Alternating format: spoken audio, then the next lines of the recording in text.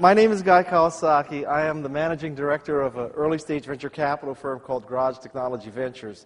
However, I'm not really here today to talk to you about venture capital. I'm here to talk to you about entrepreneurship and startups. A little bit about my background. I worked for Apple twice in my life. From 1983 to 1987, I was Apple's software evangelist. And I also worked from 1995 to 1997 when I was Apple's chief evangelist. My job essentially was to make sure that there was a lot of software for Macintosh. And I worked for Steve Jobs in the Mac division that first time. It was a very, very interesting experience. For those of you who know people from Apple, I don't think you'll find this surprising, but I consider the Macintosh division the largest collection of egomaniacs in the history of Silicon Valley. And that's saying a lot in this valley. We worked for Steve. We had very special treatment, unlimited supplies of Odwalla juice at $2 a bottle. On Thursdays and Fridays, we had massage therapists come into our cubicles and give us back rubs. Unlike any other part of Apple Computer, a Macintosh division employee could fly first class for any flight over 2 hours. My definition of the 2 hours begins at the moment you leave your apartment, so I flew first class everywhere for years. Back then, the company was divided into product divisions. There was the Apple II division, which made all the money, and the Macintosh division, which spent all the money. And the Apple II division, we really treated them lousy. I regret that, because of our arrogance, because of our NIH attitude. And so the Apple II division people weren't even allowed in the Macintosh division building. Now, arguably, they paid for the building, but they were not allowed into the building. And because of this, the Apple II division people came up with a great joke about the Mac division people, which is how many Macintosh division employees does it take to screw in a light bulb? The answer is one. The Macintosh division employee holds up the light bulb and expects the universe to revolve around him. How many of you use Macintoshes in this room? A lot of oppressed people, huh? So I'll tell you, is Microsoft a sponsor of this conference? Yes. Well, they won't be. The Microsoft version of this joke is how many Microsoft employees does it take to screw in a light bulb? The answer is none, because Bill Gates has declared darkness the new standard. Early in my career, I sat through many keynote speeches at Comdex, at Macworld Expo. I saw many, many high-tech CEOs speak. And I have to tell you, one thing I noticed is that they pretty much sucked as speakers. And the second thing that I figured out sitting in these audiences of sucky keynotes was that if there's anything worse than a CEO who sucks as a speaker, it's a CEO who sucks as a speaker, and you have no idea how much longer he or she will suck. And so I have adopted the top 10 format for all my speeches. This way, if you think I suck, at least you can track progress through my speech. I hope you don't think I suck, but at least you can track progress. So I'm going to use the top 10. This speech is loosely based on a book I wrote called The Art of the Start. And I don't know what's on. Has the slides been up? Yeah? Oh, okay. So I'm going to give you my top 10 pieces of advice about the art of the start, about entrepreneurship and intrapreneurship. I'll be the first to admit, when you're a keynote speaker and an author, you tend to start believing your own bullshit and thinking that you did everything right in your career, and you want the audience to perceive you as omnipotent and omniscient, and look at all the things that I did. I never made a mistake in my career, and that's a lot of crap. I made a lot of mistakes in my career. This book reflects what I should have done, what I could have done, sometimes what I did do. But generally speaking, I would like to pass on what I learned, in many cases the hard way, to you, a group of entrepreneurs. And I hope that you can take this information and change the world. Okay? So, thank you. The first thing that I learned is that if you want to change the world, if you truly want to be a successful entrepreneur, the best reason to start a company is to make meaning, is to change the world. I think you can make meaning in fundamentally 3 ways. The first is to increase the quality of life. That's what the Macintosh division was all about. We wanted to make people more creative and more productive. The second way is to right a wrong. We thought that MS-DOS was immoral. It was wrong. It was a crime against humanity. And we had to fix that wrong. And the third thing that you can do to make meaning is to prevent the end of something good. Now, as a venture capitalist, I'll tell you that we meet many times with entrepreneurs, and they come in and they think they're saying what we want to hear, which is, we want to make money. We believe that with our P2P optimized Google AdWords revenue model, collecting millions of eyeballs, that we can quickly flip this company and sell it to Google or Yahoo or Apple or Microsoft. If they don't take us off the market in 18 months, then it's no problem. We'll go public. And when we hear that, it's just so depressing. It's so disappointing, because I figured out that the companies that are successful, they start out to make meaning, not to make money. So one tip for you, for those of you who are pitching VCs, talk about how you'll make meaning, because the theory goes, if you make meaning, you will make money. But if you start out to solely make money, you will attract the wrong kind of employees. Typically, when you say you're going to make money, you will attract MBAs and consultants. And there are no two worse kind of people for a startup than MBAs and consultants. The second point is to make a mantra for your organization. Because there are too many MBAs in the world, and I have an MBA, because there are too many MBAs and too many of you have worked for Bain or McKinsey or Arthur D. Little, somehow you think that you should make a mission statement. And the way you make a mission statement is typically this. You go on a 2-day off-site with the executive team. The executive team, the first day of this off-site, you're outdoors. You're at the Ritz-Carlton Half Moon Bay, for example, because that's why you go on these off-sites. So you go to the Ritz-Carlton Half Moon Bay, and there's a facilitator. And the first day, you create these cross-functional teams, and the facilitator says, all right, one of you from each team, come to the front. Everybody else, get behind him or her. Turn around, shut your eyes, open up your arms, and fall backwards into their arms, because we're going to build trust. You're going to learn that your teammates are there for you. So turn around, shut your eyes, spread your arms, and fall backwards.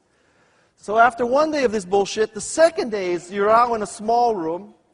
There's a bunch of white papers, those tablets of papers, and there's a facilitator who knows nothing about your industry.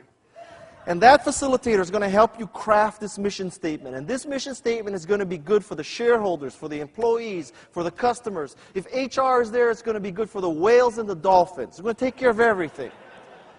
And what happens is you get a mission statement like this. The mission of Wendy's is to deliver superior quality products and services for our customers and communities through leadership, innovation, and partnerships. Now, don't get me wrong. I love Wendy's. I have 4 children. By definition, I like Wendy's. Okay? But I have to tell you, in all the times that I've eaten at Wendy's, it has never occurred to me that I am participating in something involving leadership, innovation, and partnerships. I dare say that if you ask Trixie or Biff working at Wendy's, what is the mission statement of Wendy's, not one could repeat this. I also dare say that not even the founder of Wendy's, Dave Thomas, could repeat this. I know that's not true because he's dead.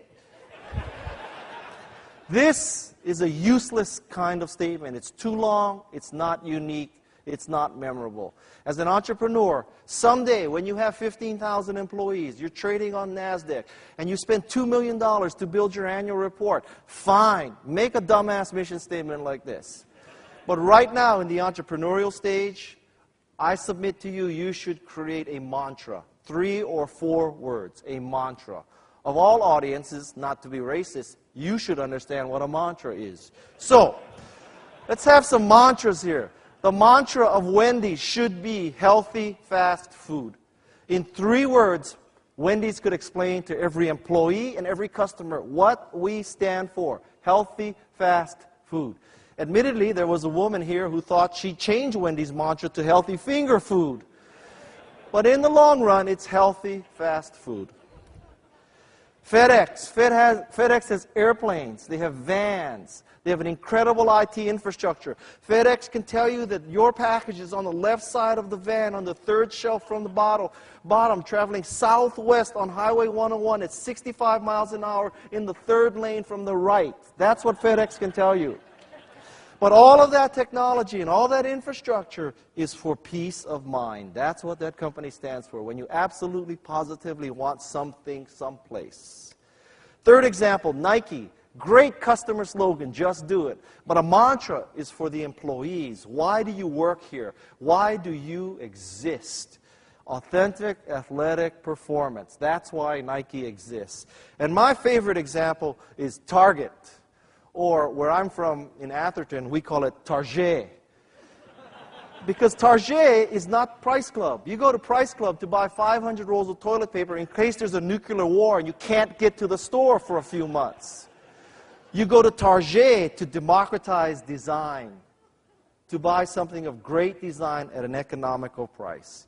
These are 4 companies, very successful. These are the kinds of mantras I want you to create for your organizations. Mantras, not mission statements. Now, I also want you to have the easiest, cheapest, and most expedient way to create a mission statement. Because someday it may come to that. God bless you. Just remember me when you go public, all right?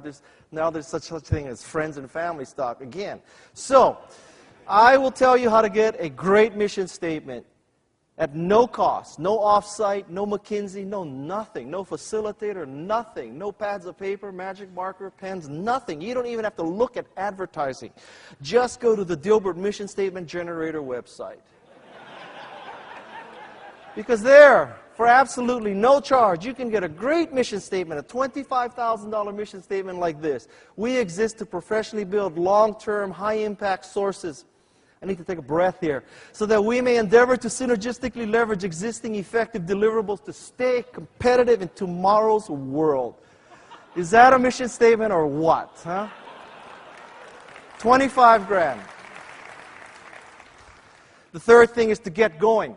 Ironically, many entrepreneurs have a difficult time getting going because they want to be sure there's a market. They want to prove there's a market. They want to do focus groups, research, and all that crap. Tell you what, just get going. 3 key steps to getting going. First, as the Apple commercial said, think different. Don't do better sameness. Don't be content with doing things 10 or 15% better. Do things 10 times better. Let's go back in the printing business a few decades. Let's say you were the best letter quality printer company. And you decide one day you're going to be revolutionary. You're going to change the world. You're going to introduce 18-point Helvetica. Changing the world. That's not changing the world. A printer company, a letter quality printer company, would not be content with introducing more typefaces. A letter quality printer company would jump to the laser printer curve. That's what you need to do. When Jeff Bezos created Amazon, he didn't go from 250,000 titles in an analog bookstore to 275,000 titles in an analog bookstore. He went to 2.5 million titles in a digital bookstore. Think different. Second point, don't be afraid of polarizing people.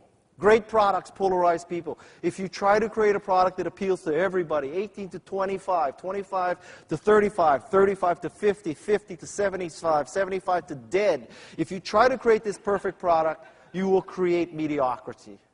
Do not be afraid to polarize. This is a picture of a Toyota Scion XB. You can have one of 2 reactions to this car. Either you think it's a very cool design, or you think, why did Toyota hire somebody who got fired from Volvo? Those are the only 2 conclusions. Harley Davidson, Macintosh, Netflix, TiVo, all those companies polarize people. I love TiVo because I love TV. There are advertisers who hate TiVo because I haven't watched an ad since Super Bowl Sunday. The third point of getting going is to find a few soulmates. The concept of the solo entrepreneur is vastly overrated and untrue. Steve Jobs had Steve Wozniak. Bill Gates had Steve Ballmer. You need soulmates. You need people to balance you off. If you're a great engineer, you need a great marketer. If you have the great marketing and engineering, you may need an operations person. If you're the youthful visionary, you'll need adult supervision. Balance yourself off. Balance yourself off. The 3 key points of getting going. The fourth point is define a business model. This is a step we all sort of forgot a few years ago. A minor detail. 3 key points to a business model. First, be specific. The business models that say we'll collect 10 million eyeballs and somehow we'll figure out how to monetize those eyeballs, don't worry about it. That doesn't fly anymore. The reason why we've all heard about Facebook and MySpace is not because we can all do that. That's because they're unusual. We need to have specific business models. The questions you need to ask yourself metaphorically is, who is my customer? How do I get my money out of her purse? It is your money in her purse. How do you get it out? That's the question. The second key point is you need to keep it simple. You know, I hope you innovate on technology, on products, on services, all that good stuff. Do not innovate on business models. Do not. If you believe that it costs you $1 and you sell it for $5 and your gross margin is 20%, you will be successful. That's the kind of math. Costs $1, think about this later. Costs $1, sells for $5, we only have 20% gross margin. You will always be rich. Keep it simple. The third thing is to ask women about your business model. I believe you should not waste your time asking men about business models and business ideas. I believe this is because men have a fundamental genetic flaw. We all have the killer gene. Men want to kill things. We want to kill plants. We want to kill animals. We want to kill other companies and products. To a large degree, this killer gene has been suppressed by society. One place it hasn't been suppressed in is entrepreneurship. It is socially acceptable to want to kill the competition. Thus, when you ask a man, should I start a company to kill Oracle, to kill Google, to kill Microsoft, all men always say, yes, that's a great idea. Women do not have this fundamental genetic flaw. So when you come up with an idea for a business model, ask women. Do not waste your time asking men. The fifth thing, I have to tell you, I'm whipping through this because I usually have an hour for this speech. And this is Mountain Dew, and I didn't even get paid to endorse this. The fifth thing is to weave a MAT. MAT stands for Milestones, Assumptions, and Tasks. I happen to love ice hockey. And there are two of my friends here from Ice Oasis where I play ice hockey in Redwood City. And one of the pleasures of ice hockey is to be the first person on the ice after the Zamboni. Because after the Zamboni has shaved the ice is just pure, smooth, virgin ice. No cuts, no ruts. It's a beautiful thing. And when you skate, you can see exactly where you're skated. It's a lovely feeling. It's like being the first person down the mountain and skiing or snowboarding. A new company is largely like that. It's a pure sheet of wonderful, smooth ice. There's no pain in the ass customers who are trying to get a free upgrade. There's no stupid employees you made a mistake hiring. There's not the crappy commercial real estate that you paid $15 a month for in the height of the dot-com phenomena. There's not the crappy furniture you bought at Office Depot one day. It's pure, wonderful ice. It's not the crappy logo that your sister-in-law designed for free.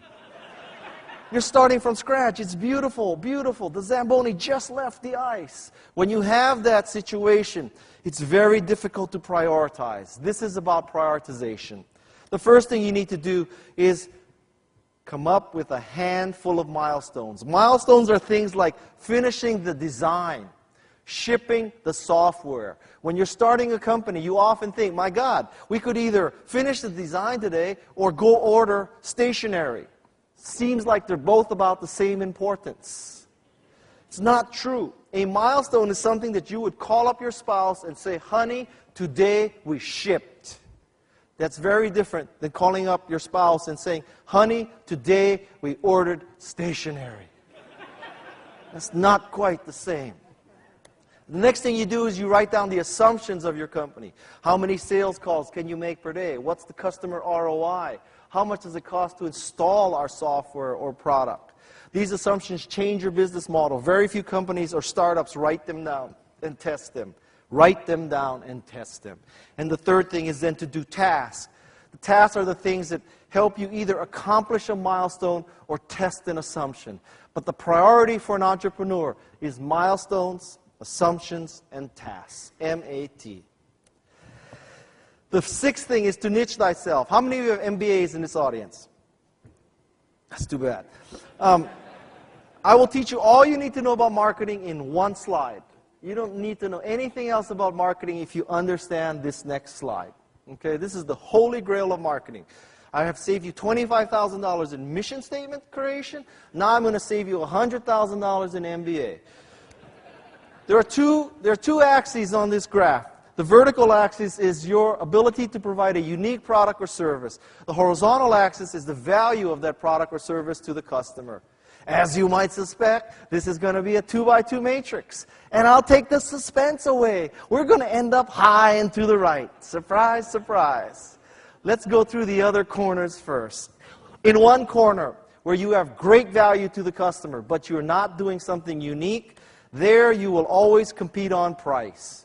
Not such a bad place to be. At least you're creating something of great value.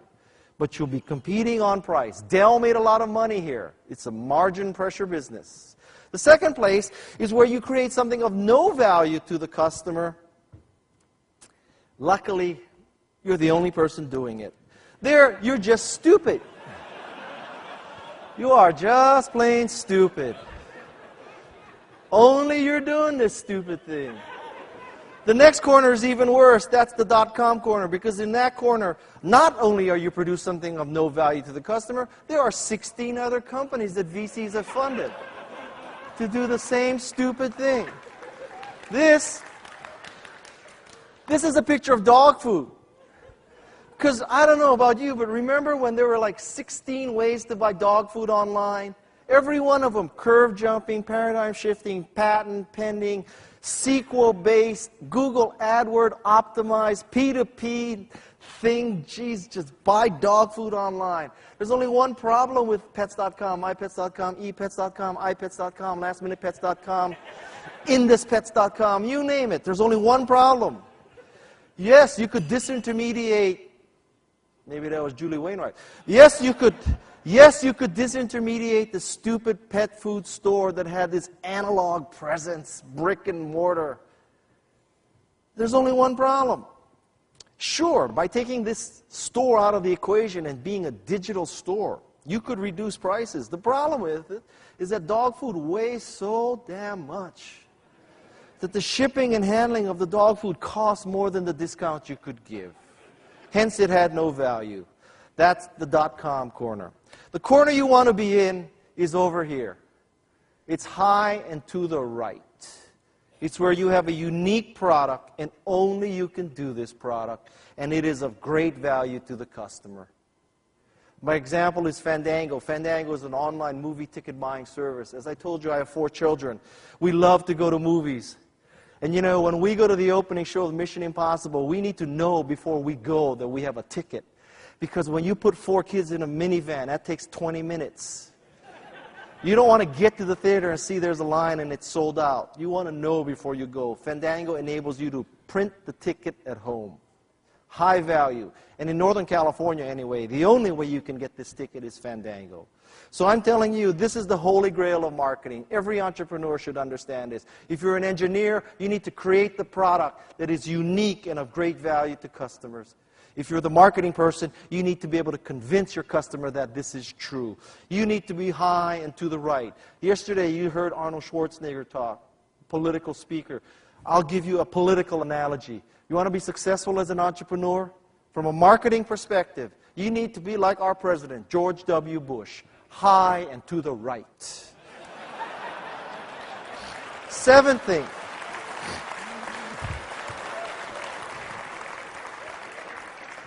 The seventh thing is you need to follow what I call the 10-20-30 rule. I have this thing called Meniere's disease. Meniere's disease has 3 symptoms: hearing loss, tinnitus, which is a constant ringing in my ear, and sometimes I get dizzy or vertigo from this inner ear affliction.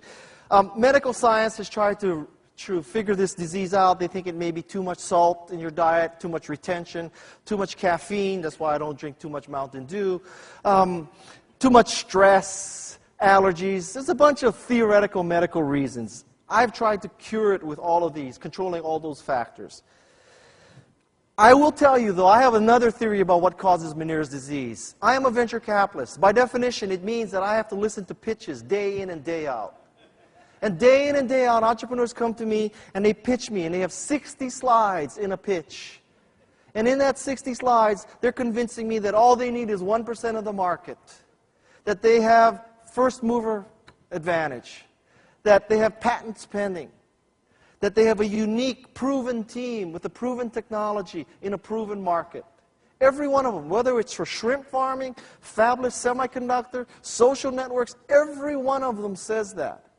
And because I have to listen to such crap, I have a ringing in my head. I'm going deaf and I get dizzy. So before there's an epidemic of Meniere's disease in the venture capital industry, I came up with the 10-20-30 rule. This is the 10-20-30 rule. You should have 10 slides in your PowerPoint pitch. 10, not 50. I don't care if you have curve jumping, paradigm shifting, P2P, Google AdWords, social network, optimized, SQL-based way to sell dog food online. 10 slides. That's all we can handle. Those 10 slides you should be able to give in 20 minutes. You may have a 1-hour meeting, but you're using a Windows laptop. It's going to take you 40 minutes to make it work with the projector. Right? 20 minutes. And the smallest font you should use is 30 points. You see 20, 14, and 12. You should use 30 points for 2 reasons. First, the kind of people you're pitching to looks like that. The second reason is by having a 30-point font, you can put a lot less text. This forces you to actually know your presentation and just put the core of the text on your slide. If you need to put 8 points or 10 points fonts up there, it's because you don't know your material. If you start reading your material because you don't know your material, the audience is very quickly going to figure out that you are a bozo. They're going to say to themselves, this bozo is reading his slides. I can read faster than this bozo can speak. I will just read ahead. If you don't buy that 30 points is the right font size, I will give you an algorithm. Give you an algorithm. Find out who the oldest person is in the audience, divide his or her age by 2. That's your optimal font size. Okay? Unless you're pitching to 16-year-olds, don't use the 8-point font. The 8th thing is to hire infected people. Hiring infected people means that you hire people who not only have work experience, educational background, but love your product. Most people only consider 2 factors: work experience, educational background. I suggest you consider a third. Are they infected with the love of the product? This means you need to ignore the irrelevant. Sometimes it's irrelevant that they have this background. Sometimes it's irrelevant that they don't have this background. There are 2 diamond rings in this picture. This is because I come from the jewelry business. I have never taken a computer class in my life. I am living proof that you can fool some of the people most of the time. So, ignore the irrelevant. I never took a computer class. I was in the jewelry business when Apple recruited me. Can you imagine the HR person who went to Steve and said, listen, let's hire this guy. He's down in LA. He's never taken a computer class in his life. He has a psych degree from Stanford, and that was the easiest major he could find at Stanford. He's been schlepping diamonds for the last 5 years. Why don't we make him evangelist for our new software platform? That's what they did. I was successful because I loved Macintosh. When I saw Macintosh, the clouds parted, angels started singing. It was a religious moment in my life. The second point is you need to hire better than yourself.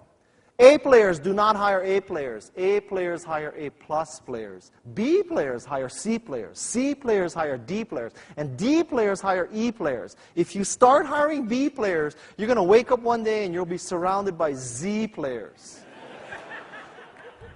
That's what we call the bozo explosion.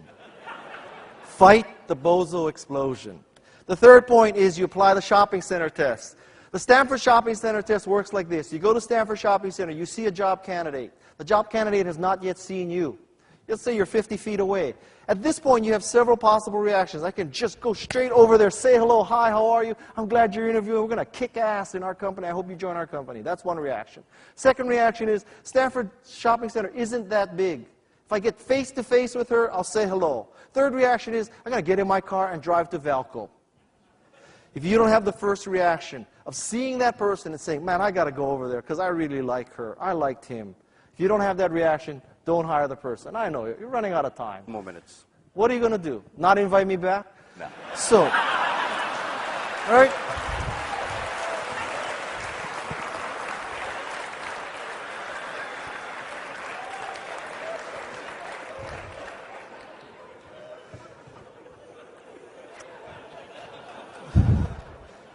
The next speaker is from Google. She has infinite money. What do you care? So, the ninth thing is you need to lower barriers to adoption. There are 3 key ways to lower the barriers to adoption. The first is to flatten the learning curve. The theory is that you plug your device in and it works. How many of you can change the time on a VCR? These are the liars in the audience. Nobody can change the time in a VCR. Flatten the learning curve. Second point is, don't ask people to do something that you yourself would not do. You know what? You may have a great website, great content, but you ask people to fill out 65 fields of personal information to get the free password. Aren't going to do that. The reason why there's laundry in this picture is because at the Kauai Hyatt Regency, there's a laundry room in every wing of the hotel. This means there's one less revenue-producing rental room. It means that people send out less laundry through the hotel laundry system. And if you went into that laundry room, you would see that the washers and dryers are free. That hotel is not asking you to do something that you yourself would not do. And the third point is to embrace your evangelists. These are the people who carry the battle forward for you. Evangelism is based on the Greek word of bringing the good news. So when you have a great product, there will be people who will bring the good news with your product. You need to pay them. They are people who want to change the world with your product or service. Embrace those people. Create programs for them. Open the kimono for those people. The 10th thing is to seed the clouds. This is about rainmaking and sales. 3 key points. First, to rip off Chairman Mao, although I don't see how he implemented this, let 100 flowers blossom. At the start of a revolution, at the start of your company, you may see people who are not your intended customer use your product in unintended ways. This makes many people freak out. My God, the wrong people are buying our products in large quantities. You know, we need to hire a new agency. We need to reposition our product because they're not the customer. For one thing, if you're an entrepreneur, the first lesson is when this happens, take the money. Take the money. Listen, Apple was supposed to have a spreadsheet database and word processing machine. It produced a desktop publishing machine by mistake. We didn't intend that. Desktop publishing saved Apple Computer. Aldous PageMaker was a gift from God to Apple Computer. And it saved Apple Computer. I believe in God. One of the reasons why I believe in God is there is no other explanation for Apple's continued survival. The second thing is you need to enable test drives to make sales. Let people take your product home, download it. Somehow you're saying to people, I think you're smart, and because I think you're smart, I'm going to enable you to test drive my product. The third way to break down the barrier is to find the true influencers. Many entrepreneurs believe that they need to work at the CXO level. I need to talk to the CIO, CTO, CMO, or CEO. I have found in my career that the higher you go in most large organizations, the thinner the air. The thinner the air, the more difficult it is to support intelligent life. So, as an entrepreneur, if you focus on CMO level people, CXO level people, you'll be dealing with the dumbest people. Look at tech support, secretary, administrative aides. Those people really do the work. They really are the key influencers. Find those people. And my 11th point, and I'm really going to go over time, I'm giving you a bonus to my friends at TIA. This is the 11th point. Don't let the bozos grind you down. They're going to try to grind you down. They're going to tell you it can't work, won't work. We don't need another search engine to Google. We don't need another search engine. Who thought we needed another search engine in 1995? I didn't. Don't let these bozos grind you down. There are 2 kinds of bozos. Slovenly, disgusting, stinky, nerdy, dandruff-covered loser of a person. That bozo says you can't succeed. It's easy to ignore that bozo. You look at that bozo, you say, why should I believe you? You're a loser. That's not the dangerous bozo. The dangerous bozo is skinny, dresses in black, drives a German car, Breitling watch, plays ice hockey, Macintosh PowerBook. You know, that's the dangerous bozo. That's the dangerous bozo. Because when that bozo tells you that you can't succeed, won't succeed, it's not necessary, you might be tempted to believe that bozo. Let me give you some documented bozosity to show you how dangerous bozosity is. I think there's a world market for maybe 5 computers. Thomas Watson, chairman of IBM, allegedly said this in 1943. 5 computers in the world. I have 5 computers in my house. I have all the computers Thomas Watson anticipated. This telephone has too many shortcomings to be seriously considered as a means of communication. The device is inherently of no value to us. Western Union, internal memo, 1876. What was Western Union going to do in 1877? Train everybody on the Morse code? But telephony had too many shortcomings. Western Union should be PayPal today. But how can you be PayPal today if you wrote off telephony? They wrote off telephony. There's no reason why anybody would want a computer in their home. Ken Olsen, founder of DEX, did this in 1977. How many have a computer in your house? I don't know why. Why don't you just drive down to the office and use Quicken on a mini computer? And then my final bozosity is my own bozosity. It's too far to drive, and I don't see how it can be a business. I said this to Michael Moritz from Sequoia Capital when he asked me, would you like to interview for the position of CEO of Yahoo? I told him this. At the time, my wife and I were married. Oh, obviously we're married. That's why she was my wife. My wife and I were living in San Francisco. We had one child, my son. My second son was in beta. In other words, she was pregnant. And I didn't want to drive from San Francisco to Menlo Park every day. It was like an hour each way. And I looked at what they were doing. It was a collection of Jerry Yang and David Feidel's favorite websites. How can that be a business? Unproven team, unproven technology, unproven business model. Besides that, it was great. So I said this. Now, let's suppose I didn't say this. Let's suppose I took the interview. Let's further suppose I got the CEO job. Then let's be conservative. Let's say that I lasted only 2 years of a 4-year vesting period. Peter Principle kicked its ass, kicked my ass. 2 years into it, the board says, guy, you've done a great job, but we now need real adult supervision. We need someone from New York or Los Angeles who's worked with big media, who can take Yahoo to the next step. So we're firing you today. And I would have said, I hope you understand, I'm not a bitter, litigious person, but I am Asian American. You cannot fire me. Right? You try to fire me. It's just like pulling me off stage. You try. Let me ask you something. If Schwarzenegger went 8 minutes over, would you pull him off stage? Absolutely. All right. And I guarantee you, I'm giving them more information than Schwarzenegger gave. So.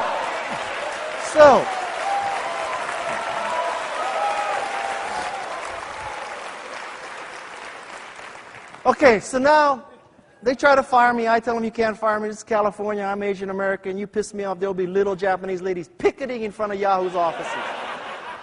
So now they go into executive session. They come back and they say, all right, guy, you're right. Let's not make this a big brouhaha legal battle. What do you want? I'd say, well, I'm 2 years into my vesting. Just give me 4 years vesting and I'll walk away happy. By my calculation, this answer cost me $2 billion. Now, $2 billion here, $2 billion there. After a while, you don't need to work anymore, right? If I had done this today, I would own the San Jose Sharks. I would own the San Jose Sharks. So, I've been thinking about this for 10 years now. Why was I so stupid? And I'm thinking about it, and I've come to this conclusion. I did the right thing for the love of my wife, for being there when my 2 boys are growing up. Now I have 4 children, to be there, not working 80 hours a week, not commuting 2 hours a day. I did the right thing for my family. Right. This explains $1 billion. It's the second billion that pisses me off. Pardon all my French today. It's the second billion. The second billion because I was a bozo. I could not see. I had Ken Olsen disease. Ken Olsen. I don't know, he's really getting angry. Ken Olsen. What are you, Democrat? Ken Olsen. Ken Olsen couldn't see the next curve. I thought that Yahoo was part of the personal computer curve, not the next curve, the internet. I too was a bozo. Don't let the bozos go. They're really. Now it's 2 on 1. All right. All right, so this is really my last slide. If you want more information like this, I have a blog, blog.guykawasaki.com. If you want a copy of this presentation, it's Gina@garage.com. Just send her an email. We'll send you a PDF. If you can't open the PDF and you're on Windows, tough luck. And finally, my stock photography was my buddies from Calgary, iStock Photo, and I'm obviously being pulled off. Thank you very much. Thank you very much. Thank you.